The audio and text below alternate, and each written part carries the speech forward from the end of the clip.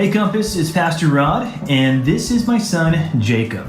Jacob, what are some of the things that I tell you to do all the time? What's something I always say to you? Read my Bible, eat your breakfast,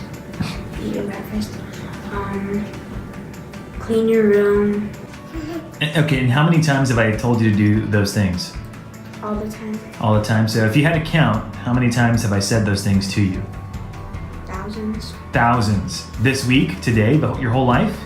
My whole life. Your whole life. Okay. Thanks, son.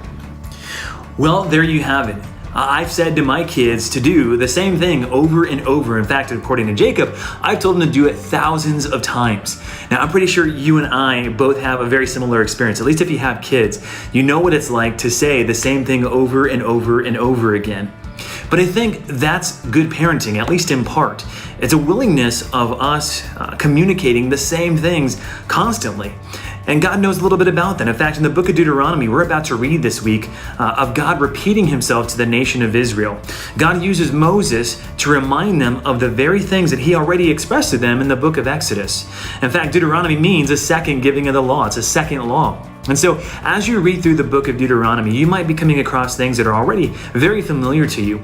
But understand that God intentionally reminds us over and over again of things that are vitally important, not because he just wants to repeat himself for the sake of doing it, but to aid us, to help us, and to let us be more faithful to following those things that he reminds us about.